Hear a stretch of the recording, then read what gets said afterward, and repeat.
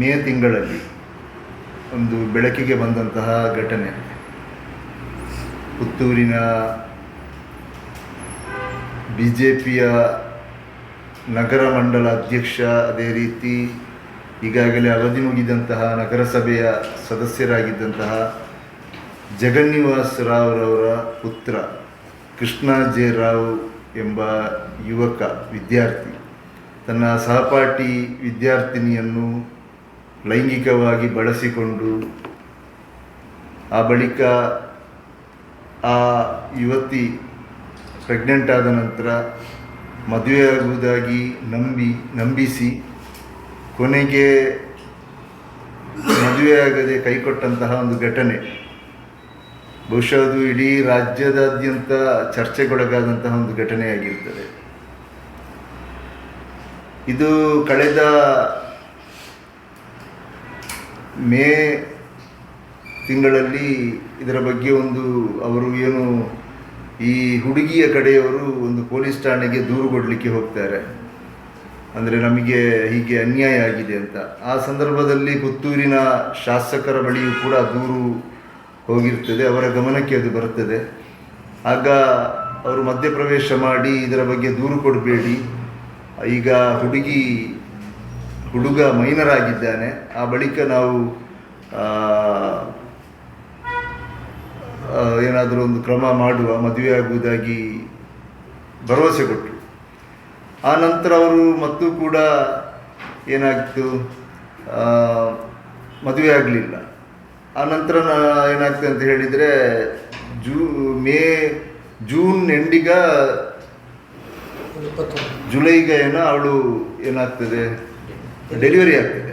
Delivery ಆಗುವಾಗ ಆ ಸಂದರ್ಭದಲ್ಲಿ ಆ ಹುಡುಗಿಯ ತಾಯಿ ಇಲ್ಲಿರ್ತಕ್ಕಂತಹ ಸಂಘ ಪರಿವಾರ, BJP, ಕಾಂಗ್ರೆಸ್ ಎಲ್ಲ ಮುಖಂಡರುಗಳ ಬಳಿಗೆ ಹೋಗಿ ಕೂಡ ಬೇಡಿಕೊಳ್ತಾರೆ, ನನ್ನ ಮಗಳಿಗೆ ನ್ಯಾಯ ಕೊಡಿ ಅಂತ ಹೇಳಿ ಬೇಡಿಕೊಳ್ತಾರೆ. ಆದರೆ ಯಾರೂ ಕೂಡ ಅದರ ಬಗ್ಗೆ ಗಮನ ಕೊಡುವುದಿಲ್ಲ.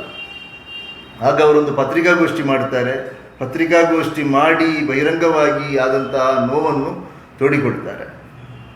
ಇದೆಲ್ಲ ಘಟನೆಗಳಾಗುವಾಗಲೂ ಕೂಡ, ಇದು ಮಾಧ್ಯಮಗಳಲ್ಲಿ ಚರ್ಚೆ ಆಗುವಾಗಲೂ ಕೂಡ ಇದರ ಬಗ್ಗೆ ಯಾರೂ ಕೂಡ ಹೆಚ್ಚಿನ ಗಮನ ಕೊಡಲಿಲ್ಲ. ಆ ಸಂದರ್ಭದಲ್ಲಿ ಆಗಿರ್ತದೆ, ಇಲ್ಲಿ ನಾವು social democratic party of India ಕಳೆದ ಜುಲೈ 2ನೇ ತಾರೀಕಿನಂದು ನಾವು ಇಲ್ಲಿ ಪ್ರತಿಭಟನೆಯನ್ನು ಮಾಡ್ತೇವೆ. ಅದು ಒಂದು ರಾಜಕೀಯ ಮಾಡಬೇಕು ಅಥವಾ ಏನಾದರೂ ಮೈಲೇಜ್ ತೆಗಿಬೇಕು ಅಂತ ಹೇಳುವಂಥ ಉದ್ದೇಶದಿಂದ ಮಾಡಿದಂಥ ಪ್ರತಿಭಟನೆ ಅಲ್ಲ, ಒಂದು ಸಾಂಕೇತಿಕವಾದಂಥ ಒಂದು ಪ್ರತಿಭಟನೆ. ಒಂದು 25-30 ಮಂದಿಯನ್ನು ಇಟ್ಕೊಂಡು ನಗರಸಭೆಯ ಕಚೇರಿಯ ಮುಂಭಾಗದಲ್ಲಿ ಸಾಂಕೇತಿಕವಾಗಿ ಇಂತಹ ಒಂದು ಘಟನೆ ಇಲ್ಲಿ ಆಗಿದೆ, ಇವರಿಗೆ ನ್ಯಾಯ ಕೊಡಬೇಕು ಅಂತ ಹೇಳುವಂಥ ಉದ್ದೇಶದ ಒಂದು ಪ್ರತಿಭಟನೆ ಮಾಡ್ತಾರೆ. ಆ ಪ್ರತಿಭಟನೆಗೆ ಈ ಯುವತಿಯ ತಾಯಿ ಕೂಡ ಭಾಗವಹಿಸ್ತಾರೆ. ಭಾಗವಹಿಸಿದ ನಂತರ ಏನಾಗ್ತದೆ, ಅದು ತುಂಬ ಚರ್ಚೆ ಆಗ್ತದೆ. ಅದಕ್ಕಿಂತ ಮೊದಲೇ ಸ್ವಲ್ಪ ಚರ್ಚೆ ಆಗಿತ್ತು ಅವರು ಮಾಧ್ಯಮದ ಮುಂದೆ ಬಂದಾಗ. ಆದರೆ SDP ಯಾವಾಗ ಈ ಪ್ರತಿಭಟನೆ ಆಯೋಜಿಸಿತ್ತ, ಆ ಪ್ರತಿಭಟನೆಯಲ್ಲಿ ಆ ಯುವತಿಯ ತಾಯಿ ಕೂಡ ಬಂದು ಕೂತ್ಕೊಂಡಿದ್ದಾರ. ಆ ನಂತರ ಇದೇನಾಗ್ತದೆ, ಇಲ್ಲಿ ಮೌನವಾಗಿದ್ದಂತಹ ಸಂಘ ಪರಿವಾರದ ಮುಖಂಡರು ಮಾತನಾಡಲಿಕ್ಕೆ ಶುರು ಮಾಡ್ತಾರೆ. ಮಾಧ್ಯಮಗಳಲ್ಲಿ, ಸಾಮಾಜಿಕ ಜಾಲತಾಣಗಳಲ್ಲಿ ಚರ್ಚೆ ಆಗ್ತದೆ, ದೊಡ್ಡ ಮಟ್ಟದಲ್ಲಿ ಚರ್ಚೆ ಆಗ್ತದೆ. ಬಹುಶಃ ಅವತ್ತು ಆ ಪ್ರತಿಭಟನೆ ಮಾಡಿದಂಥ ಕಾರಣಕ್ಕಾಗಿ ನಮ್ಮ ನಾಯಕರ ಮೇಲೆ ಕೇಸು ಕೂಡ ದಾಖಲು ಮಾಡ್ತಾರೆ. ಅದು ಯಾರು ಒತ್ತಡ ಹಾಕಿದ್ದು ಅಂತ ಹೇಳುವಂಥದ್ದು ಗೊತ್ತಿದೆ. ಇಲ್ಲಿನ ಪ್ರಮುಖ ವ್ಯಕ್ತಿಗಳು, ಅದು ಸಂಘ ಪರಿವಾರಕ್ಕೆ ಸೇರಿರ್ಬೋದು ಅಥವಾ ಬೇರೆ ಪಕ್ಷದವರಾಗಿದ್ದು, ಒತ್ತಡ ಹಾಕಿಕೊಂಡು ನಮ್ಮ ಮೇಲೆ ಪ್ರತಿಭಟನೆ ಮಾಡ್ತಾರೆ. ಧ್ವನಿವರ್ಧಕ ಬಳಸಿಕೊಂಡು ಅನುಮತಿ ಕೊಡದೆ ಪ್ರತಿಭಟನೆ ಮಾಡಿದ್ದಾರೆ ಅಂತ.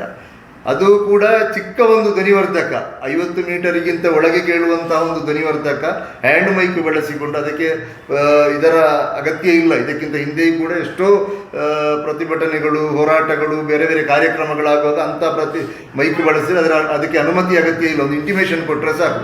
ಆದರೂ ಕೂಡ ಪೊಲೀಸ್ ಇಲಾಖೆ ಸುಮಾರು 20 ಮಂದಿಯ ಮೇಲೆ ಕೇಸು ದಾಖಲು ಮಾಡ್ತಾರೆ. ಅದು ನ್ಯಾಯಾಲಯದಲ್ಲಿ ಇದೆ ಪ್ರಕರಣ. ಇಲ್ಲಿ ಏನಾಗ್ತದೆ ಅಂತ ಹೇಳಿದರೆ, ನಾವು ಪ್ರತಿಭಟನೆ ಮಾಡಿದ ಕೂಡಲೇ ಮೌನವಾಗಿದ್ದಂಥ ಸಂಘ ಪರಿವಾರದ ಮುಖಂಡರೆಲ್ಲ ಓಡೋಡಿ ಬರ್ತಾರೆ, ಮಾತನಾಡಲಿಕ್ಕೆ ಶುರು ಮಾಡ್ತಾರೆ, ಮಾಧ್ಯಮದ ಮುಂದೆ ಮಾತನಾಡಲಿಕ್ಕೆ ಶುರು ಮಾಡ್ತಾರೆ, ನಾವು ನ್ಯಾಯ ಕೊಡ್ತೇವೆ ಅಂತ ಹೇಳುವಂಥ ಭರವಸೆ ಕೊಡಲಿಕ್ಕೆ ಶುರು ಮಾಡ್ತಾರೆ. ಇಲ್ಲಿ ಅರುಣ್ ಕುಮಾರ್ ಗುತ್ತಿಲ ಬಂದು ಪತ್ರಿಕಾಗೋಷ್ಠಿ ಕರೀತಾರೆ. SDPI ಅಂತಹ ಮತೀಯವಾದಿಗಳು ಇಲ್ಲಿ ಪ್ರತಿಭಟನೆ ಮಾಡುವಂಥ ಅಗತ್ಯವಿಲ್ಲ.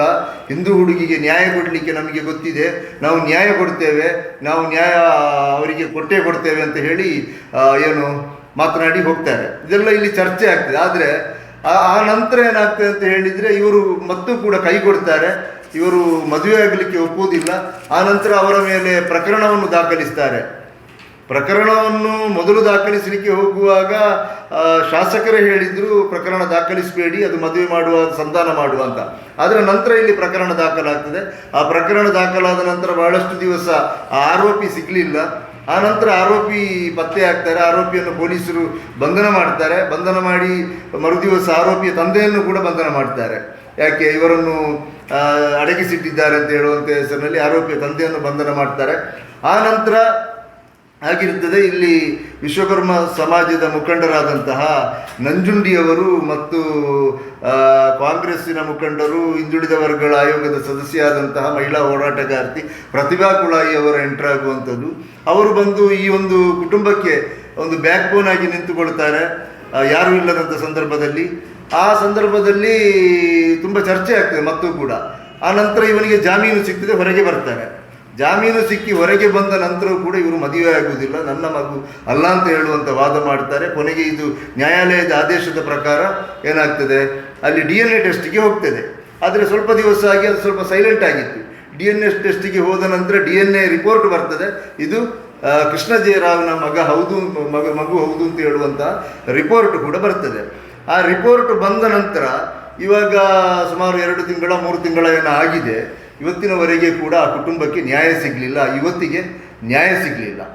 ಕಳೆದ 2 ದಿವಸಗಳ ಹಿಂದೆ ಅದರ ಮಧ್ಯದಲ್ಲಿ ಇವರು ತುಂಬ ಮಂದಿಯನ್ನು ಭೇಟಿಯಾಗ್ತಾರೆ, ತುಂಬ ಅಧಿಕಾರಿಗಳನ್ನು, ತುಂಬ ಜನಪ್ರತಿನಿಧಿಗಳನ್ನು, ಅದೇ ರೀತಿ ಇಲ್ಲಿರುವಂಥ ಸಂಘ ಪರಿವಾರ BJPಗೆ ಸೇರಿದಂಥ ಮುಖಂಡರುಗಳನ್ನೆಲ್ಲ ಇವರು ಭೇಟಿಯಾಗ್ತಾರೆ.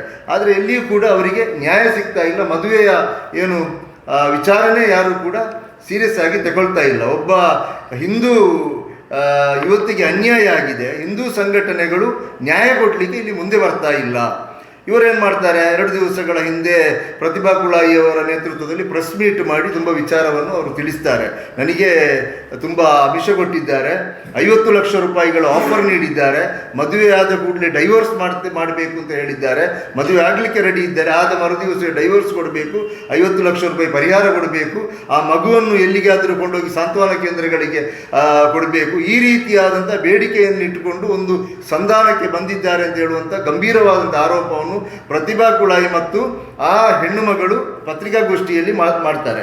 ಅವರು ಪತ್ರಿಕಾಗೋಷ್ಠಿಯಲ್ಲಿ ಹೇಳಿದಂಥ ಇನ್ನೊಂದು ವಿಚಾರ ಏನು ಅಂತ ಹೇಳಿದರೆ, ನಾವು ಬಡವರು, ಅವರು ಶ್ರೀಮಂತರು, ನಾವು ಹಿಂದುಳಿದ ಜಾತಿಯವರು ಅಥವಾ ಕೆಳಜಾತಿಯವರು, ಅವರು ಮೇಲ್ಜಾತಿಯವರು, ಅವರು ಬ್ರಾಹ್ಮಣರು, ಆದ ಕಾರಣ ಮದುವೆ ಆಗಲಿಕ್ಕೆ ಒಪ್ತಾ ಇಲ್ಲ ಅಂತ ಹೇಳುವಂಥ ಒಂದು ವಿಚಾರವನ್ನು ಅವರು ತಿಳಿಸಿದ್ದಾರೆ ಅಂತ ಹೇಳುವಂಥ ಆರೋಪವನ್ನು ಇವರು ಪತ್ರಿಕಾಗೋಷ್ಠಿಯ ಮೂಲಕ ಮಾಡ್ತಾರೆ. ಇವತ್ತು ಆ ಹೆಣ್ಣು, ಆ ಯುವತಿ ಪತ್ರಿಕಾಗೋಷ್ಠಿಯಲ್ಲಿ ಮಾಧ್ಯಮದ ಮುಂದೆ ಗೋಳೋ ಎಂದು ಅಳ್ತಾ ಇದ್ದಾರೆ, ನಮಗೆ ನ್ಯಾಯ ಕೊಡಿ ಅಂತ ಹೇಳಿಕೊಂಡು. ನಾನು ಇಲ್ಲಿನ ಸಂಘ ಪರಿವಾರ ಮತ್ತು BJPಯ ಮುಖಂಡರ ಹತ್ರ ಕೇಳ್ತಾ ಇರುವಂಥದ್ದು, ಇಲ್ಲಿ ಆರೋಪಿ ಸ್ಥಾನದಲ್ಲಿ ಎಲ್ಲಿಯಾದರೂ ಒಬ್ಬ ಮುಸಲ್ಮಾನನನ್ನು ಕಂಡ್ರೆ ಇವರು ದೆವ್ವ ಬಂದಂತೆ ವರ್ತಿಸ್ತಾರೆ, ಮೈಯ ಮೇಲೆ ದೆವ್ವ ಹಿಡಿದಂತೆ ವರ್ತಿಸ್ತಾರೆ, ಇಲ್ಲಿ ಗಲಾಟೆ ಮಾಡ್ತಾರೆ, ಬೀದಿ ರಂಪಾಟ ಮಾಡ್ತಾರೆ, ಇಲ್ಲಿ ಹಿಂದುತ್ವದ ಬಗ್ಗೆ ಮಾತನಾಡ್ತಾರೆ. ಏನು ಇವಾಗ ಒಬ್ಬ ಹಿಂದೂ ಹೆಣ್ಣು ಮಕ್ಕಳಿಗೆ ಅನ್ಯಾಯ ಆಗಿದೆ, ಯಾಕೆ ಇವರು ಮಾತನಾಡ್ತಾ ಇಲ್ಲ? ಯಾಕೆ ಇವರ ಹಿಂದುತ್ವ ಈಗ ಮಾತನಾಡ್ತಾ ಇಲ್ಲ? ಎಲ್ಲಿ ಹೋಗಿದೆ ಕಲ್ಲಡ್ಕ ಪ್ರಭಾಕರ ಭಟ್ರು? ಎಲ್ಲಿ ನಾವು SDPIಯವರು ಪ್ರತಿಭಟನೆ ಮಾಡುವಾಗ ಓಡೋಡಿಕೊಂಡು ಬಂದು ಮಾತನಾಡಿದಂಥ ಅರುಣ್ ಕುಮಾರ್ ಗೊತ್ತಿಲ್ಲ ಈಗ ಎಲ್ಲಿದ್ದಾರೆ? ಯಾಕೆ ಇವರು ಇಡೀ ಬೀದಿಯಲ್ಲಿ ನಿಂತುಕೊಂಡು ಇವರು ಕೂಗ್ತಾ ಇದ್ದಾರಲ್ಲ ನಮಗೆ ನ್ಯಾಯ ಕೊಡಿ ಅಂತ? ಇವರಿಗೆ ನ್ಯಾಯ ಕೊಡಿಸಲಿಕ್ಕೆ ಯಾಕೆ ಸಾಧ್ಯವಾಗ್ತಾ ಇಲ್ಲ? ಇದೇನಾ ಇವರ ಹಿಂದುತ್ವದ ನಾಟಕ? ಇವತ್ತು ಇವರ ಏನು ನಾಟಕ ಏನು ಅಂತ ಹೇಳುವಂಥದ್ದು ಜನರಿಗೆ ಗೊತ್ತಾಗಿದೆ. ಕಲ್ಲಡ್ಕ ಪ್ರಭಾಕರ ಭಟ್ರ ಶಿಷ್ಯ, ಕಲ್ಲಡ್ಕ ಪ್ರಭಾಕರ ಭಟ್ರ ಮುನ್ನಡೆಸುವಂಥ ಶಾಲೆಯಲ್ಲಿ ಕಲಿಯುವಂಥ ಒಬ್ಬ ವಿದ್ಯಾರ್ಥಿ ಕೃಷ್ಣರಾವ್, ಅವನ ಮೇಲೆ ಯಾವ ಕ್ರಮ ಕೈಗೊಂಡಿದ್ದಾರೆ? ಇಲ್ಲಿ BJPಯವರು ಸಂಸ್ಕೃತಿಯ ಬಗ್ಗೆ, ಸಂಸ್ಕಾರದ ಬಗ್ಗೆ, ರಾಷ್ಟ್ರೀಯತೆ ಬಗ್ಗೆ ಮತ್ತು ಹೆಣ್ಣಿಗೆ ಕೊಡಬೇಕಾದಂಥ ಗೌರವದ ಬಗ್ಗೆ ಇವರು ಮಾತನಾಡ್ತಾರಲ್ಲ, ಆ BJP ಪಕ್ಷದಿಂದ ಈ ಹುಡುಗನ ತಂದೆಯನ್ನು ಉಚ್ಚಾಟಿಸಲಿಕ್ಕೆ ಒತ್ತಡ ಬಂದ ನಂತರ 6 ತಿಂಗಳು ಕಳೆದ ನಂತರ ಆಗಿರ್ತದೆ ಇವರು ಉಚ್ಚಾಟನೆ ಮಾಡಿದ್ದು. ಇವತ್ತು ಈ ದಕ್ಷಿಣ ಕನ್ನಡ ಜಿಲ್ಲೆಯಲ್ಲಿ ಸಂಘ ಪರಿವಾರ ನಡೆಸುವಂಥ ಶಾಲೆ ವಿವೇಕಾನಂದ ಕಾಲೇಜು, ಅವರು ಸಂಸ್ಕೃತಿಯ ಪಾಠ ಮಾಡ್ತೇವೆ, ರಾಷ್ಟ್ರೀಯತೆಯನ್ನು ಕಲಿಸ್ತೇವೆ ಈ ಶಾಲೆಯಲ್ಲಿ, ಈ ಶಾಲೆಯಲ್ಲಿ ರಾಷ್ಟ್ರಭಕ್ತಿಯನ್ನು ನಾವು ಕಲಿಸುವಂಥದ್ದು ವಿವೇಕಾನಂದ ವಿದ್ಯಾವರ್ತಕ ಸಂಘದಲ್ಲಿ, ಸಂಘ ಅಂತ ಹೇಳುವಂಥ ಆ ಒಂದು ಅದರ ಅಂಡರಲ್ಲಿರುವಂಥ ಶಾಲೆಯಲ್ಲಿ ಯಾಕೆ ಇಲ್ಲಿ ಅವರಿಗೆ ಈ ಸಂಸ್ಕೃತಿ ಇದೇನಾ ಕಲಿಸುವಂಥದ್ದು? ಕಲ್ಲಡ್ಕ ಪ್ರಭಾಕರ ಭಟ್ರು ಹೇಳ್ತಾ ಇದ್ದಾರಲ್ಲ, ಮೊನ್ನೆ ಪ್ರತಿಭಾ ಕುಳಾಯಿ ಅವರು ಕೇಳಿದರು, ಮಕ್ಕಳು ಮಾಡಬೇಕು, 2 ಸಾಕಾಗುವುದಿಲ್ಲ, 5-6 ಮಕ್ಕಳನ್ನು ಹೆರಬೇಕು ಅಂತ. ಇದು ಯಾಕೆ ಮದುವೆಯಾಗಿ ಇರಬೇಕು ಅಂತ ಹೇಳಿಲ್ವ ಇವರು? ಅಂದರೆ ಇವರ ಸಂಸ್ಕೃತಿ ಏನು ಅಂತ ಹೇಳುವಂಥದ್ದು ಇವತ್ತು ಗೊತ್ತಾಗಿದೆ. ಈ ವಿವೇಕಾನಂದ ವಿದ್ಯಾವರ್ತಕ ಸಂಘದಲ್ಲಿ, ವಿದ್ಯಾವರ್ತಕ ಸಂಸ್ಥೆಯಲ್ಲಿ ಕಲಿಯುತ್ತಿರುವಂಥ ಈ ಕೃಷ್ಣಜೀರಾವನ್ನು ಇವತ್ತಿನವರೆಗೆ ಯಾಕೆ ಶಾಲೆಯಿಂದ ಡಿಬಾರ್ ಮಾಡಲಿಲ್ಲ? ಯಾಕೆ ಅವನು ಮಾಡಿದಂಥದ್ದು ತಪ್ಪಲ್ವ? ಅವನನ್ನು ಯಾಕೆ ಡಿಬಾರ್ ಮಾಡಲಿಲ್ಲ? ಇವರ ಸಂಸ್ಕೃತಿ, ಇವರು ಮಾತನಾಡುವಾಗ ಹೇಳ್ತಾರೆ, ಕಲ್ಲಡ್ಕ ಪ್ರಭಾಕರ ಭಟ್ರು ಹೆಣ್ಣು ಮಕ್ಕಳಿಗೆ ಕರೆ ಕೊಡ್ತಾರೆ, ಬ್ಯಾಗಲ್ಲಿ ಒಂದು ಚಿಕ್ಕ ಚೂರಿಯನ್ನು ಇಟ್ಕೊಂಡು ಹೋಗಬೇಕು, ಇಲ್ಲಿ ನಿಮ್ಮನ್ನು ಹುಡುಗಿಯರನ್ನು ಇಲ್ಲಿ ಉಪದ್ರ ಮಾಡುವವರು ಅಥವಾ ಅವರನ್ನು ಟಾರ್ಚರ್ ಮಾಡುವವರು ಇದ್ದಾರೆ, ಅವರು ಬರುವಾಗ ಚೂರಿ ತೋರಿಸಬೇಕು ಅವರಿಗೆ. ಯಾರು ಟಾರ್ಚರ್ ಮಾಡುವವರು, ಯಾರಿಗೆ ಚೂರಿ ತೋರಿಸಬೇಕಾದಂಥ ಇದೇ ವಿದ್ಯಾವರ್ತಕ ಸಂಘದಲ್ಲಿ ಕಲಿಯುವಂತಹ ಈ ವಿದ್ಯಾರ್ಥಿಗಳೇ ಇವತ್ತು ಹಿಂದೂ ಹೆಣ್ಣು ಮಕ್ಕಳಿಗೆ ಅವರ ಮಾನವನ್ನು ಹರಾಜು ಮಾಡ್ತಾ ಇದ್ದಾರೆ. ಇದಕ್ಕಿಂತ ಹಿಂದೆಯೂ ಕೂಡ ಒಂದು ಘಟನೆಯಾಗಿತ್ತು. ಇದೇ ಶಾಲೆಯಲ್ಲಿ ಇರುವಂತಹ 4-5 ವಿದ್ಯಾರ್ಥಿಗಳು ಸೇರಿಕೊಂಡು ಒಂದು ದಲಿತ ಹೆಣ್ಣನ್ನು ಅತ್ಯಾಚಾರ ಮಾಡಿ ತುಂಬ ರಾಷ್ಟ್ರ ಮಟ್ಟದಲ್ಲಿ ಸುದ್ದಿಯಾಗಿದೆ. ರಾಷ್ಟ್ರೀಯ ರಾಜ್ಯ ಮಾನವ ಹಕ್ಕು ಮಹಿಳಾ ಆಯೋಗ ಇಲ್ಲಿಗೆ ಪುತ್ತೂರಿಗೆ ಬರುವಂಥ ಕೆಲಸ ಆಗಿದೆ. ಇವತ್ತು ಯಾಕೆ ಬರ್ತಾ ಇಲ್ಲ ಅವರು? ಇವತ್ತು ಇಷ್ಟೆಲ್ಲ ಘಟನೆ ಆಗಿ ಒಬ್ಬರು ಹೆಣ್ಣು ಮಗಳಿಗೆ ಅನ್ಯಾಯ ಆಗಿ ಆ ನ್ಯಾಯ ಕೊಡಲಿಕ್ಕೆ ಇವರಿಗೆ ಯಾಕೆ ಸಾಧ್ಯ ಆಗ್ತಾ ಇಲ್ಲ? ಉಡುಪಿಯಲ್ಲಿ ಅವತ್ತು ಯಾರೋ ಮಕ್ಕಳು ಆಟ ಆಡುವಾಗ ತಮಾಷೆಗಾಗಿ ಮಾಡಿದಂತಹ ಒಂದು ವಿಡಿಯೋವನ್ನು ಇಟ್ಟುಕೊಂಡು ರಾಷ್ಟ್ರೀಯ ಮಹಿಳಾ ಮಾನವ ಹಕ್ಕು ಆಯೋಗದ ಖುಷ್ಬೂರವರು ಉಡುಪಿಗೆ ಬಂದ್ರಲ್ಲ, ಇವತ್ತು ಯಾಕೆ ಬರ್ತಾ ಇಲ್ಲ? ಇವತ್ತು ಯಾಕೆ ಬರಲಿಕ್ಕೆ ಸಾಧ್ಯ ಆಗ್ತಾ ಇಲ್ಲ? ಯಾಕೆಂತ ಹೇಳಿದರೆ ಇವರು ಹಿಂದುಳಿದ ಅಥವಾ ಕೆಳಜಾತಿಯಿಂದ ಬಂದಂತಹ ಒಂದು ಕುಟುಂಬ, ಈ ಅನ್ಯಾಯಕ್ಕೊಳಗಾದ ಸಂತ್ರಸ್ತ ಯುವತಿ. ಇಲ್ಲಿ ಆರೋಪಿ ಸ್ಥಾನದಲ್ಲಿರುವಂಥದ್ದು ಮೇಲ್ಜಾತಿ ಬ್ರಾಹ್ಮಣ ವರ್ಗಕ್ಕೆ ಸೇರಿದವರು. ಅಂದರೆ BJP ಮತ್ತು ಸಂಘ ಪರಿವಾರ ಪ್ರತಿನಿಧಿಸುವಂತಹ ಈ ಬ್ರಾಹ್ಮಣ ವರ್ಗ ನೇತೃತ್ವ ನೀಡುವಂಥ BJP ಮತ್ತು ಸಂಘ ಪರಿವಾರ ಕೆಳವರ್ಗದ ಈ ಮಹಿಳೆಯರನ್ನು ಬಳಸಿಕೊಳ್ತಾ ಇದ್ದಾರೆ. ನಮಗೆ ತುಂಬ ಉದಾಹರಣೆಗಳಿದೆ. ಇಡೀ ರಾಜ್ಯದಲ್ಲಿ ಇಂಥ ಹಲವಾರು ಉದಾಹರಣೆಗಳನ್ನು ನಮಗೆ ನೋಡಲಿಕ್ಕೆ ಸಾಧ್ಯವಾಗ್ತಾ ಇದೆ. ಇವತ್ತು ಅರುಣ್ ಕುಮಾರ್ ಪುತ್ತಿಲ ಮಾತನಾಡದೆ ಕೂತ್ಕೊಂಡಿದ್ದಾರೆ. ಏನಾದರೂ ಒಂದು ಘಟನೆಯಾಗಿ ಒಂದು ವಾಹನದಲ್ಲಿ ಹೋಗುವಾಗ ಯಾರೋ ಒಬ್ಬ ಮುಸಲ್ಮಾನ ಹುಡುಗನಿಗೆ ಮೈಯಲ್ಲಿ ಸ್ವಲ್ಪ ತಾಗಿದೆ ಅಂತ ಹೇಳಿಕೊಂಡು ಇಲ್ಲಿ ಗಲಾಟೆ ಮಾಡ್ತಾರೆ, ಬಸ್ಸು ನಿಲ್ಲಿಸಿಕೊಂಡು. ಸಂಜೀವ ಮಠಂದೂರು, ಅರುಣ್ ಕುಮಾರ್ ಪುತ್ತಿಲ ಮತ್ತು ಈ BJP ಸಂಘ ಪರಿವಾರದ ಪಟಾಲಂಗಳು ಇವತ್ತು ಯಾಕೆ ಅವರು ಆ ಗಲಾಟೆ ಮಾಡ್ತಾ ಇಲ್ಲ? ಏನಾದರೂ ಒಂದು ಗಲಾಟೆ ಸಮಸ್ಯೆ ಆದ ಕೂಡಲೇ ಅರುಣ್ ಕುಮಾರ್ ಪುತ್ತಿಲ ತನ್ನ ಪಟಾಲಮನ್ನು ಕಟ್ಟಿಕೊಂಡು ಪೊಲೀಸ್ ಸ್ಟೇಷನ್ಗೆ ದಾಳಿ ಮಾಡ್ತಾರಲ್ಲ, ಇವಾಗ ಯಾಕೆ ಪೊಲೀಸ್ ಸ್ಟೇಷನ್ಗೆ ಬರಲಿಕ್ಕೆ ಆಗುವುದಿಲ್ವಾ? ಇವರಿಗೆ ನ್ಯಾಯ ಕೊಡಿ ಅಂತ ಕೇಳಲಿಕ್ಕೆ ಆಗುವುದಿಲ್ವಾ? ಶೋಭಾ ಕರಂದ್ಲಾಜೆ ಅವರು ಎಲ್ಲಿಂದ ಓಡೋಡಿಕೊಂಡು ಬರ್ತಾರಲ್ವ, ಈಗೇನು ಬರ್ತಾ ಇಲ್ಲ ಅವರು? ಈಗ ಯಾಕೆ ಅವರು ಬರ್ತಾ ಇಲ್ಲ? ಯಾಕೆ ಹರೀಶ್ ಪೂಂಜೆ ಮಾತನಾಡ್ತಾ ಇಲ್ಲ? ಯಾಕೆ ಪ್ರಮೋದ್ ಮುತಾಲಿಕ್ ಮಾತನಾಡ್ತಾ ಇಲ್ಲ? ಯಾಕೆ CT ರವಿ ಮಾತನಾಡ್ತಾ ಇಲ್ಲ? ಯಾಕೆ ಬಸವನಗೌಡ ಪಾಟೀಲ್ ಮಾತನಾಡ್ತಾ ಇಲ್ಲ? ಅಂದರೆ ಇವರ ಸಂಸ್ಕೃತಿ ಇದು. ಇವರ BJP ಮತ್ತು ಸಂಘ ಪರಿವಾರದವರು ಇವರ ನಾಯಕರ ಸಂಸ್ಕೃತಿ ಇದಾಗಿರ್ತದೆ. ಅಮಾಯಕವಾದಂತಹ ಅಪ್ರಾಪ್ತ ವಯಸ್ಸಿನ ಹೆಣ್ಣು ಮಕ್ಕಳನ್ನು ಬಳಸಿಕೊಂಡು ಅವರನ್ನು ಕೊನೆಗೆ ಬೀದಿಗೆ ತಳ್ಳುವಂಥ ಸಂಸ್ಕೃತಿ. ಇವರ ಮಾಜಿ ಮುಖ್ಯಮಂತ್ರಿಗಳು ಕೂಡ ಇದರಿಂದ ಹೊರತಾಗಲಿಲ್ಲ. 80 ವರ್ಷದ ಯಡಿಯೂರಪ್ಪನವರು ಕೂಡ ಇವತ್ತು ಫೋಕ್ಸೋ ಆರೋಪದಲ್ಲಿ ಆರೋಪಿಯಾಗಿದ್ದಾರೆ. ಇಂತಹ ಒಂದು ಪಕ್ಷ, ನಾವು ಯಾಕೆ ಇದನ್ನು ಹೇಳ್ತಾ ಇದ್ದೇವೆ ಅಂತ ಹೇಳಿದರೆ, ಇವರು ಸಂಸ್ಕೃತಿಯ ಬಗ್ಗೆ ಮಾತನಾಡ್ತಾರೆ. ಇವರ ಹಿಂದುತ್ವ ವರ್ಕೌಟ್ ಆಗುವಂಥದ್ದು, ಹಿಂದುತ್ವದ ಹೋರಾಟ ಆಗುವಂಥದ್ದು ಆರೋಪಿ ಸ್ಥಾನದಲ್ಲಿ ಮುಸ್ಲಿಮರಿದ್ದಾಗ ಮಾತ್ರ. ಇಲ್ಲದಂಥ ಸಂದರ್ಭದಲ್ಲಿ ಇವರು ಈ ಬಗ್ಗೆ ತುಟಿ ಬಿಚ್ಚುತ್ತಾ ಇಲ್ಲ. ಒಂದು ಇವರು ಹೇಳಬೇಕು ಬಹಿರಂಗವಾಗಿ. ಇವತ್ತು ಈ ಪುತ್ತೂರಿನಲ್ಲಿ ಪತ್ರಿಕಾಗೋಷ್ಠಿಯ ಮೂಲಕ ನಾವು ಈ ಪುತ್ತೂರಿನಲ್ಲಿ ನಾವು ಬಹಿರಂಗವಾಗಿ ಹೇಳ್ತಾ ಇರುವಂಥದ್ದು ಏನು ಅಂತ ಹೇಳಿದರೆ, ಇವರು ಹೇಳಬೇಕು, ಇಲ್ಲ ನಾವು ಹಿಂದುತ್ವದ ಬಗ್ಗೆ ಇನ್ನೂ ಮಾತನಾಡುವುದಿಲ್ಲ. ನಾವು ಹಿಂದುತ್ವದ ಬಗ್ಗೆ ಮಾತನಾಡಬೇಕಾದ್ರೆ ಆರೋಪಿ ಸ್ಥಾನದಲ್ಲಿ ಮುಸ್ಲಿಮರಿರಬೇಕು. ಆರೋಪಿ ಸ್ಥಾನದಲ್ಲಿ ನಮ್ಮ BJPಯವರಿದ್ದರೆ ನಮಗೂ ಈ ಹಿಂದುತ್ವ ಹೋರಾಟಕ್ಕೂ ಸಂಬಂಧ ಇಲ್ಲ. ಇವರು ಓಪನ್ ಆಗಿ ಹೇಳಬೇಕು, ನಾವು ಒಪ್ಪಿಕೊಳ್ತೇವೆ. ಅದಲ್ಲದಿದ್ದರೆ ಆ ಹೆಣ್ಣು ಮಗಳಿಗೆ ನ್ಯಾಯ ಕೊಡಬೇಕು, ಆ ಕುಟುಂಬಕ್ಕೆ ನ್ಯಾಯ ಕೊಡಬೇಕು. ನ್ಯಾಯ ಕೊಡಲಿಕ್ಕೆ ನಮಗೆ ಗೊತ್ತಿದೆ, ಹೋರಾಟ ಮಾಡಲಿಕ್ಕೆ ನಮಗೆ ಗೊತ್ತಿದೆ. ನಮಗೆ ಅವರು ಹಿಂದೂ ಮುಸ್ಲಿಮು ಹಾಗೇನಿಲ್ಲ. ಯಾರಿಗೆ ಅನ್ಯಾಯ ಮಾಡಿದರೂ ಆದರೂ ನಾವು ಹೋರಾಟ ಮಾಡ್ತೇವೆ. ಆದರೆ ಇವರಿಗೆ ಯಾಕೆ ಆಗ್ತಾ ಇಲ್ಲ? ನಾವು ಪ್ರಶ್ನೆ ಕೇಳುವಂಥದ್ದು. ಪ್ರತಿ ಸಂದರ್ಭಗಳಲ್ಲಿ ಕೂಡ ಮುಸ್ಲಿಮರು ಆರೋಪಿಗಳಾದರೆ ಇವರು ವರ್ತಿಸುವಂತಹ ರೀತಿ, ಅದೇ ರೀತಿ BJP ಅಥವಾ ಹಿಂದೂ ಸಂಘಟನೆಗಳಲ್ಲಿ ತೊಡಗಿಸಿಕೊಂಡಂತಹ ವ್ಯಕ್ತಿಗಳು ಆರೋಪಿಯಾದರೆ ಇವರು ವರ್ತಿಸುವುದು ಇವರ ಡಬಲ್ ಸ್ಟ್ಯಾಂಡ್. ಎರಡು ದೋಣಿಯ ಮೇಲೆ ಕಾಲಿಟ್ಕೊಂಡು ಇವರು ಹೋಗ್ತಾ ಇದ್ದಾರೆ. ಇವರ ಡಬಲ್ ಸ್ಟ್ಯಾಂಡ್ ನೀತಿ ಇವತ್ತು ಏನಾಗಿದೆ ಅಂತ ಹೇಳಿದರೆ, ಇವರ ನಕಲಿ ಹಿಂದುತ್ವದ ಅಸಲಿ ಮುಖವಾಡ ಇವತ್ತು ಕಳಚಿ ಬಿದ್ದಿದೆ. ಪುತ್ತೂರಿನಲ್ಲಿ ಇವತ್ತು ಸಂಘ ಪರಿವಾರ ನಡು ರಸ್ತೆಯಲ್ಲಿ ಬೆತ್ತಲಾಗಿ ನಿಂತುಕೊಂಡಿದೆ. ಇವತ್ತು ಯಾರಿಗೂ ಕೂಡ ಮಾತನಾಡಲಿಕ್ಕೆ ಸಾಧ್ಯ ಆಗ್ತಾ ಇಲ್ಲ. ಪುತ್ತೂರಿನಲ್ಲಿ ಏನು ನಮ್ಮ ಲ್ಯಾಬೊರೇಟರಿ, ಕರ್ಮಭೂಮಿ ಹೀಗೆ ಅಂತೆಲ್ಲ ಹೇಳಿಕೊಳ್ತಾ ಇದ್ದಾರಲ್ಲ, ಯಾಕೆ ಇವರಿಗೆ ಮಾತಾಡಲಿಕ್ಕೆ ಸಾಧ್ಯ ಆಗ್ತಾ ಇಲ್ಲ? ಯಾಕೆ ಅಶೋಕ್ ರೈಗಳು ಮಾತನಾಡ್ತಾ ಇಲ್ಲ? ಅವರು ಜವಾಬ್ದಾರಿಯುತ ಸ್ಥಾನದಲ್ಲಿರುವವರಲ್ಲ ಅಶೋಕ್ ರೈಗಳು, ಇಲ್ಲಿನ MLA ಅಲ್ಲ, ಅವರದೇ ಹಳೆಯ ಪಕ್ಷದ ಅವರ ಮಿತ್ರನ ಮಗ ಅಲ್ವ ಈ ಅನ್ಯಾಯ ಮಾಡಿದಂಥದ್ದು? ಯಾಕೆ ಅವರ ಬಳಿಗೆ ಹೋದ್ರಲ್ಲ, ಈ ತಾಯಿ ಅವರ ಬಳಿಗೆ ಹೋಗಿ ಅಲವತ್ತುಕೊಂಡ್ರಲ್ಲ, ನಮಗೆ ನ್ಯಾಯ ಕೊಡಿ ಅಂತ ಹೇಳಿ. ಅವತ್ತು ಅವರು ಹೇಳಿ ಕಳಿಸಿದ್ದಾರಲ್ಲ, ಅವರು ಮದುವೆ ಆಗ್ತಾರೆ, ನಾವು ಮದುವೆ ಮಾಡಿಸ್ತೇನೆ ಅಂತ. ಯಾಕೆ ಇವತ್ತು ಅದು ಮಾಡಲಿಕ್ಕೆ ಸಾಧ್ಯ ಆಗ್ತಾ ಇಲ್ಲ? ಯಾಕೆ ನಿಮಗೆ ಕೋಳಿ ಅಂಕಕ್ಕೆ ಹೋಗಿ ಅಲ್ಲಿ ಪೊಲೀಸರ ಮೇಲೆ ದಾಳಿ ಮಾಡಿ ಅಂತ ಕರೆಗೊಡಲಿಕ್ಕೆ ಆಗ್ತದೆ? ಅಥವಾ ಎಲ್ಲಿಯೇ ಹೋಗಿ ಕಾಲಿಗೆ ಪೊಲೀಸರು ಶೂಟ್ ಮಾಡುವಾಗ ತಲೆಗೆ ಶೂಟ್ ಮಾಡಬೇಕು ಅಂತ ಕಾನೂನು ಕೈಗೆತ್ತಿಕೊಳ್ಳುವ ಹೇಳಿಕೆ ಕೊಡಲಿಕ್ಕೆ ಆಗ್ತದೆ? ಯಾಕೆ ಕಾನೂನು ಪ್ರಕಾರ ಇವರಿಗೆ ನ್ಯಾಯ ಕೊಡಿ ಅಂತ ಆಗ್ರಹಿಸಲಿಕ್ಕೆ ಆಗುವುದಿಲ್ಲ? ಅಶೋಕ್ ರೈಗಳೇ, ನಿಮಗೆ ಜವಾಬ್ದಾರಿ ಇಲ್ವಾ? ಈ ಪ್ರಶ್ನೆಯನ್ನು ನಾವಿವತ್ತು ಸಂಘ ಪರಿವಾರದೊಂದಿಗೆ, BJPಯೊಂದಿಗೆ, ಕಲ್ಲಡ್ಕ ಪ್ರಭಾಕರ ಭಟ್ರೊಂದಿಗೆ, ಅರುಣ್ ಕುಮಾರ್ ಪೊತ್ತಿರರೊಂದಿಗೆ, ಸಂಜೀವ ಮಠಂದೂರೊಂದಿಗೆ ಕೇಳ್ತಾ ಇದ್ದೇವೆ. ನೀವು ನ್ಯಾಯ ಕೊಡಬೇಕು, ಇಲ್ಲದಿದ್ದರೆ ನಿಮ್ಮ ಹಿಂದುತ್ವದ ನಾಟಕವನ್ನು ಇವತ್ತಿಗೆ ಕೊನೆಗೊಳಿಸಬೇಕು. ನಾವು ಹಿಂದುತ್ವದ ರಕ್ಷಕರು ಅಂತ ಹೇಳಿಕೊಂಡು ಹಿಂದೂ ಹುಡುಗಿಯರ ರಕ್ಷಕರು, ಬೇಟಿ ಬಚಾವೋ, ಸಂಸ್ಕೃತಿ ಸಂಸ್ಕಾರದ ಬಗ್ಗೆ ಮಾತನಾಡುವಂತಹ ನಿಮ್ಮ ಈ ನಕಲಿ ಮುಖವಾಡ ಇವತ್ತು ಕಳಚಿ ಬಿದ್ದಿದೆ.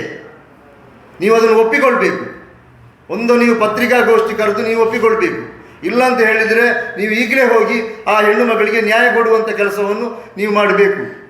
ಈ ಪತ್ರಿಕಾಗೋಷ್ಠಿಯ ಮೂಲಕ ಇಲ್ಲಿನ BJP ಮತ್ತು ಸಂಘ ಪರಿವಾರಕ್ಕೆ ನಾವು ಆಗ್ರಹಿಸ್ತಾ ಇರುವಂಥದ್ದು ಇದಾಗಿರ್ತದೆ. ಘಟನೆ ನಡೆದಾಗ ಯಾರು ಆ ಕುಟುಂಬದ ಜೊತೆ ನಿಲ್ಲದೆ ಇದ್ದ ಸಂದರ್ಭದಲ್ಲಿ ಆಗಿರ್ತದೆ, social democratic party of India ಈ ಒಂದು ಹೋರಾಟವನ್ನು ಕೈಗೆತ್ತಿಕೊಂಡು ನಾವು ಜುಲೈ 2ರಂದು ನಾವು ಪ್ರತಿಭಟಿಸ್ತೇವೆ. ಪ್ರತಿಭಟನೆ ನಡೆಸಿದ ನಂತರ ಇಲ್ಲಿ ನಾವು ಗಮನಿಸಬೇಕಾಗಿರೋದು ಏನಂತ ಹೇಳಿದರೆ, ಜುಲೈ 3ಕ್ಕೆ ನಮ್ಮ ಮೇಲೆ ಕೇಸ್ ಆಗುತ್ತದೆ, ನನ್ನ ಮೇಲೂ ಕೂಡ ಆಗ್ತದೆ. ಅದರಲ್ಲಿ ನಾನಲ್ಲಿ ಬಂದೊಂದು ಭಾಷಣ ಮಾಡಿದ ಕಾರಣಕ್ಕೋಸ್ಕರ ನನ್ನ ಮೇಲೆ ಕೂಡ ಕೇಸ್ ಆಗ್ತದೆ. ಜುಲೈ 4ರಂದು ಆಗಿರ್ತದೆ ಕೃಷ್ಣ ಜೇರವರನ್ನು ಮೈಸೂರಿನಿಂದ ಅರೆಸ್ಟ್ ಮಾಡುವಂಥದ್ದು. ಅಂದರೆ ನಮ್ಮ ಮೇಲೆ ಕೇಸಾದ ಕೂಡಲೇ ಅದೊಂದು ಬ್ಯಾಲೆನ್ಸಿಂಗೋಸ್ಕರ ನಮ್ಮ ಮೇಲೆ ಕೇಸ್ ನಡೆಸಿ ಅವನನ್ನು, ಇಲ್ಲದಿದ್ದರೆ ಅವನನ್ನು ಅರೆಸ್ಟ್ ಮಾಡಿದರೆ ಇಲ್ಲಿ ಒತ್ತಡ ಬೀಳ್ಬೋದು, ಇಲ್ಲಿ ನಮಗೆ ಇಲ್ಲಿ ಏನು ನಮ್ಮ ಒಂದು ಅಧಿಕಾರ ಇದಾಗಲಿಕ್ಕಿಲ್ಲ ಅಂತ ಹೇಳಿಕೊಂಡು ನಮ್ಮ ಮೇಲೆ ಕೇಸ್ ಹಾಕಿಕೊಂಡಾಗಿರ್ತದೆ. ಕೃಷ್ಣ ಅವನನ್ನು ಕೂಡ ಅರೆಸ್ಟ್ ಮಾಡಿರುವಂಥದ್ದು. ಒಬ್ಬ ಶಾಲಾ ವಿದ್ಯಾರ್ಥಿಯನ್ನೇ ಅರೆಸ್ಟ್ ಮಾಡಲಿಕ್ಕೆ ಇಷ್ಟು ದಿವಸ ಬೇಕಾಗಿದೆ ನಮ್ಮ ಇಲ್ಲಿಯ ವ್ಯವಸ್ಥೆಗೆ. ಮತ್ತು ಇಲ್ಲಿ ನಾವು ಇನ್ನೊಂದು ನೋಡಬೇಕಾಗಿರೋದು ಏನಂತ ಹೇಳಿದರೆ, ಈ ಕುಟುಂಬದ ಜೊತೆ ಯಾರು ಇಲ್ಲದಾಗ ನಾವು ನಿಂತಿದ್ದೆವು. ನಾನು ನಿಂತ ನಂತರ ಎಲ್ಲರೂ ಹೋಗಿದ್ದಾರೆ, ಈಗ ಪುನಃ ಯಾರಿಲ್ಲ.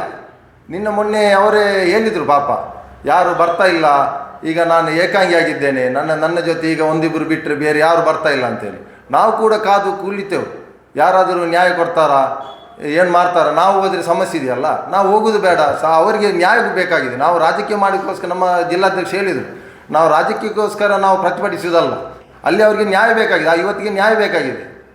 ಆ ಸಣ್ಣ ಮಗುವನ್ನು ಇಟ್ಟುಕೊಂಡು ಯಾರು ಇದಕ್ಕೆ ತಂದೆ ಅಂತ ಕೇಳುವಂಥ ಒಂದು ಪರಿಸ್ಥಿತಿಯಲ್ಲಿ ಆ ಹೆಣ್ಣು ಮಗು ಇದೆ ಅಂತ ಹೇಳಿದಾದರೆ ಈ ಸಮಾಜ ಎಲ್ಲಿಗೆ ಹೋಗ್ತಾ ಇದೆ? ನಾವು ಈಗ ನಮ್ಮ ಜಿಲ್ಲಾಧ್ಯಕ್ಷರು ಹೇಳಿದರು, ಅವರನ್ನು ಇನ್ನೂ ಕೂಡ ಒಂದು ಸ್ಕೂಲಿಂದ ಸಸ್ಪೆಂಡ್ ಮಾಡಲಿಕ್ಕೆ ಆಗೋದಿಲ್ಲ ಅಂತ. ಎಷ್ಟು ನಮ್ಮ ಸ್ವಾಮಿ ವಿವೇಕಾನಂದ ಅಂತ ಆ ಮಹಾನ್ನರ ಹೆಸರನ್ನು ಇಟ್ಟುಕೊಂಡಂಥ ಒಂದು ವಿದ್ಯಾಸಂಸ್ಥೆ ಹೆಸರಿಟ್ಟಿದ್ದಾರೆ, ಅಲ್ಲಿ ಪ್ರತಿಮೆ ಪ್ರತಿಷ್ಠಾಪಿಸಿದ್ದಾರೆ. ಸ್ವಾಮಿ ವಿವೇಕಾನಂದರವರು ಒಂದು ಹೇಳಿದಂಥ ಒಂದು ಮಾತಿದೆ, there is no hope for that family and country who disrespect the woman ಅಂತೇಳಿ. ಇಂಥ ಒಂದು ಅತ್ಯುತ್ತಮವಾದಂಥ ಮಾತು ಹೇಳಿಕೊಟ್ಟಂಥ ಸ್ವಾಮಿ ವಿವೇಕಾನಂದರವರ ಆ ವಿದ್ಯಾಸಂಸ್ಥೆಯಲ್ಲಿ ಈ ರೀತಿಯಾದಂಥ ದಿನನಿತ್ಯ ಒಂದೊಂದು ಕಂಪ್ಲೇಂಟ್ ಅಲ್ಲಿಂದ ಬರ್ತಾ ಇದೆ.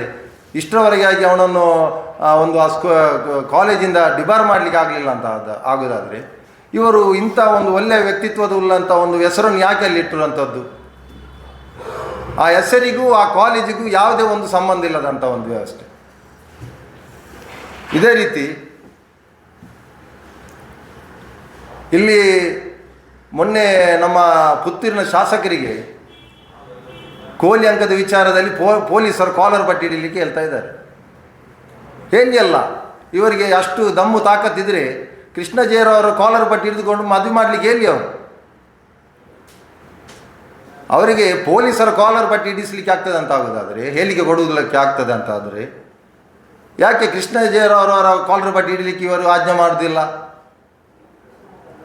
ಇವರಿಗೆ ವಿಧಾನಸೌಧದಲ್ಲಿ ಬೇರೆಲ್ಲ ಮಾತುಕತೆ ಮಾಡಲಿಕ್ಕೆ ಆಗ್ತದೆ. ಒಂದು ತಮ್ಮ ಊರಿನಲ್ಲಿ ಇಷ್ಟು ದೊಡ್ಡ ಸಮಸ್ಯೆ ಆಗಿದೆ, ಪ್ರಕರಣ ಆಗಿದೆ, ಇದನ್ನು ಯಾವುದೇ ಎಲ್ಲಿ ಕೂಡ ಮಾತಾಡುವವರನ್ನು ಅವರಿಗೆ ಅದು ಬೇಡದ ವಿಚಾರ ಅಂತ ಹೇಳುವುದಾದರೆ ಇವರು ಯಾರ ಜನಪ್ರತಿನಿಧಿ? ನಾವು ಮುಂದಿನ ದಿವಸಗಳಲ್ಲಿ ಈ ಹೋರಾಟಕ್ಕೆ ಪರಿಪೂರ್ಣವಾಗಿ ಭಾಗಿಯಾಗ್ತೇವೆ. STPI ಈ ಒಂದು ಸಮಸ್ಯೆದ ಪರಿಹಾರಕ್ಕೆ ಪರಿಪೂರ್ಣವಾಗಿ ಭಾಗಿಯಾಗುತ್ತೇವೆ. ಮುಂದಿನ ದಿನಗಳಲ್ಲಿ ಈ ಕುಟುಂಬವನ್ನು ನಾವು ವಿಧಾನಸೌಧದ ಬಾಗಿಲ ಹೊರಗಡೆ ಕೂತ್ಕೊಂಡು ಕೂಡ ಪ್ರತಿಭಟಿಸಲಿಕ್ಕೆ ನಾವು ಒಂದು ಯೋಚನೆಯನ್ನು ಮತ್ತು ಈ ಒಂದು ಸಂದರ್ಭದಲ್ಲಿ ನಾವು ಹೇಳಿಕೆ ಕೊಡಲಿಕ್ಕೆ ಇಚ್ಛೆ ಬರ್ತಾ ಇದ್ದೇವೆ. ಅದೇ ರೀತಿ ಯಾವುದೆಲ್ಲ ಕಾನೂನು ರೀತಿಯಾದಂಥ ಕಾನೂನು ಸೆಕ್ಷನ್ ಹಾಕಿದ್ದಾರೆ, 64/1 ಮತ್ತು 69 ಹಾಕಿದ್ದಾರೆ. 10 ವರ್ಷದವರೆಗೆ ಪನಿಷ್ಮೆಂಟ್ ಆಗುವಂಥ ಒಂದು ಪ್ರಕರಣ. ಆದರೆ ಏನು ಮಾಡ್ತಾ ಇದ್ದಾರೆ ಇಲ್ಲಿ? ಸಣ್ಣ ಪುಟ್ಟ ವಿಚಾರಗಳಲ್ಲಿ ಯಾರಾದರೂ ಸೋಷಿಯಲ್ ಮೀಡಿಯಾದಲ್ಲಿ ಬರೆದ್ರೆ ಗಲ್ಫ್ನಿಂದ ತರ್ಕೊಂಡು ಇಲ್ಲಿ ಒಳಗಾಕುವಂಥ ಪರಿಸ್ಥಿತಿ ನಮ್ಮ ಕಾನೂನಲ್ಲಿದೆ, ವ್ಯವಸ್ಥೆ ಇದೆ. ಕೈಗೆ ಮಗು ಕೊಟ್ಟವನನ್ನು ಇನ್ನೂ ಕೂಡ ಒಳಗಡೆ ಇನ್ನೂ ಮಾಡ್ಬೋದಲ್ಲ, ಬೇಲ್ ಕ್ಯಾನ್ಸಲೇಷನ್ಗೆ ಹೋಗ್ಬೋದಲ್ಲ, ಇನ್ನೂ ಕೂಡ ಹೋಗಲಿಲ್ಲ. ಆದುದರಿಂದ ಯಾವುದೆಲ್ಲ ಕಾನೂನು ಪ್ರಕ್ರಿಯೆಗೆ ಅವರ ಜೊತೆ, ಕುಟುಂಬದ ಜೊತೆ social democratic party of India Dakshina Kannada ಜಿಲ್ಲಾ ಸಮಿತಿ ಇರ್ತದೆ. ಅದೇ ರೀತಿ ಮುಂದಿನ ದಿವಸದಲ್ಲಿ ಬೆಂಗಳೂರಿನಲ್ಲಿ ನಾವು ವಿಧಾನಸೌಧದ ಹೊರಗಡೆ ಕುಟುಂಬದ ಜೊತೆಗೆ ನಾವು ಪ್ರತಿಭಟಿಸ್ತೇವೆ ಅಂತ ಹೇಳುವಂಥ ಒಂದು ಮಾತನ್ನು ಕೂಡ ಈ ಒಂದು ಸಂದರ್ಭದಲ್ಲಿ ಹೇಳಲಿಕ್ಕೆ ಇಚ್ಛೆ ಬರ್ತಾ ಇದೆ. ಇಲ್ಲಿ ಒಂದು ಪ್ರಶ್ನೆ, ಮದುವೆ ಮಾಡಿಸಬೇಕು ಅನ್ನೋದು ಒಂದು ಒಪ್ಪಿಕೊಳ್ತಾ ಇಲ್ಲ. ಒತ್ತಡದಿಂದ ಮದುವೆ ಮಾಡಿದರೆ ಅದರ ಪರಿಣಾಮ ಏನಾಗುತ್ತೆ?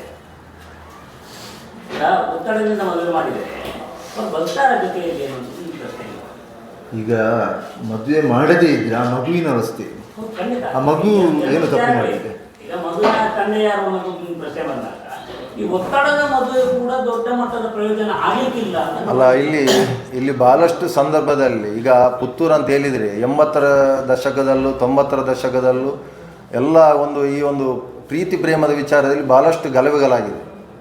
ಅದು ಒಂದು ಕಮ್ಯುನಿಟಿ ಬೇಸ್ ಆಗಿ ಆಗಿರುವಂಥ ಒಂದು ಮುಸ್ಲಿಂ ಹುಡುಗ, ಹಿಂದೂ ಹುಡುಗ, ಮುಸ್ಲಿಂ ಹುಡುಗಿ, ಈ ರೀತಿಯಾದಂಥ ಭಾಳಷ್ಟು ಗಲಭೆಗಳು ಕೂಡ ಆಗಿದೆ, ಕನ್ವಿನ್ಸ್ ಕೂಡ ಆಗಿದೆ. ಇಷ್ಟು ದೊಡ್ಡ ಹಿಂದುತ್ವದ ಒಂದು ಇಲ್ಲಿಯ ಪ್ರತಿಪಾದಕರು ಇರುವಂಥ ಒಂದು ಪ್ರದೇಶದಲ್ಲಿ ಒಬ್ಬರನ್ನು ಕನ್ವಿನ್ಸ್ ಮಾಡಿ ಮದುವೆ ಮಾಡಿಸ್ಲಿಕ್ಕೆ ಆಗೋದಿಲ್ಲ ಅಂತ ಆದರೆ ಇವರು ಯಾರನ್ನು ಮೆಚ್ಚಲಿಕ್ಕೆ ಇರುವುದು ಅಂತ ಹೇಳಿ ಇವರು ಎಷ್ಟೋ ಜನರನ್ನು ಮುಂದೆ ಹೋಗಿ ಭಾಷಣ ಮಾಡ್ತಾರಲ್ಲ. ಇವರದೇ ಕಮ್ಯುನಿಟಿಯವರಲ್ಲಿ ಒಂದು ಸಮಸ್ಯೆ ಆಗಿದೆ, ಅವರನ್ನೇ ಸರಿ ಮಾಡಲಿಕ್ಕೆ ಇವರಿಗೆ ಆಗದಿದ್ದರೆ ಇವರನ್ನು ಯಾರಿಗೆ ಭಾಷಣ ಮಾಡುವುದು? ಮಾಡಬೇಕಲ್ಲ.